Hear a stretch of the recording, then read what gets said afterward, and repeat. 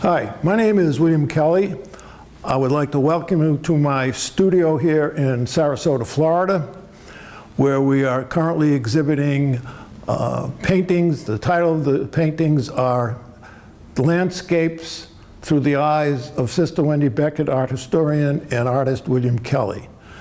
I must add, I've been, for the last 25 years, splitting my time working here and working in Florence, Italy in studios. The majority of these paintings in the exhibit have been painted in Florence. But before I get into discussing the paintings in detail, I'd like to talk a little bit about Sister Wendy Beckett, the art historian. Some of you people may not know who she is, and she's been well known in certain circles of the art world as an art historian and an author and a critic. And best way I can talk about her is just give her a little background and then show her some of what other people have said about her. But essentially, she was a consecrated nun. She actually studied at Oxford University before she was actually a nun when she was studying. But she ended up in a Carmelite monastery in Quindendam, England, in Norfolk, which is about 50 miles southeast of London. And as a contemplative nun, she had an opportunity to write a lot of books about religion and about art.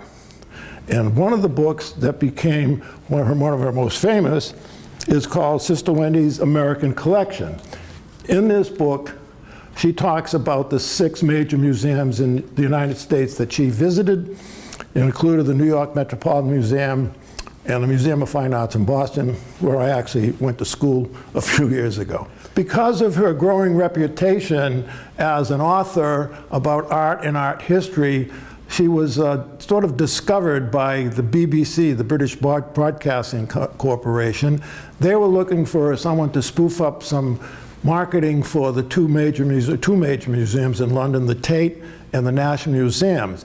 It turns out her knowledge was amazing, and she had this real nice ability to project on television. She could look at a painting and talk to you, the audience, without looking at notes. She became a really big hit on BBC.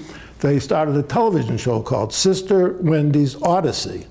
And then naturally America found out about it, so PBS picked up on that show. So that began to get her a huge reputation, not only as an author, but as a serious TV personality art critic.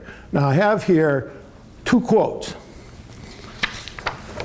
One from the mid-90s, hailed by the New York Times in 1997 as the most unlikely and famous art critic in the history of television. That's something. Finley Galleys just a few years ago had another quote, and she said, they say, Sister Wendy Beckett has probably done more to bring the great art of history and contemporary times to the world through her highly acclaimed status than any other individual. So she's a serious person in the art world. Now the question is, how did William Kelley and Sister Wendy Beckett ever get together? And that's sort of a fun story. I was doing a show at the Wickheiser Gallery in May of 2002, and the featured painting was called Tranquillo. We had a photo of it. It's a 5x6 oil painting from the vineyard of the Frescobaldi family in Florence, and it's their vineyard outside of Florence, actually. The painting was advertised in Art News, and somehow in her convent, Sister Wendy got a copy of the magazine and read it. And she wrote to the gallery. She reached out because she was interested in seeing more of William Kelley's work. Now, it was a little humorous because we'll do a blow-up of this, but this was the postcard, and when it got to the gallery, no one could figure out how it actually reached there. Her penmanship was pretty small. But anyway, what it says is very simple. I would be interested in seeing more of William Kelley's work. It seems to have a lyric strength that is very moving. And that began a 16-year relationship until she passed away in 2018. I would send her photos of the work from Italy, and she would write back and she would say different things over the different course of time. I'll just read one because it was a year later, in 2003, and this is pretty serious. She goes, "You create a world of the soft line, color and shape I see here in my solitude, a healing world. What greater praise?" And the point is, it's not as any escapist or pure, pretty, it is as profound a vision as one could want. So that went back and forth. She did say, interesting, during the correspondence, that we would never meet because she does not meet people. She's a cloistered nun, and she did go out maybe once a year to do art-related lectures or videos. However, she was in Rome in 2006 doing an audio at the Sistine Chapel, and she was talking about Michelangelo's creation, the one in the top of the ceiling, and the Last Judgment, which is in the back of the altar, if you've ever been there. Unbelievable work.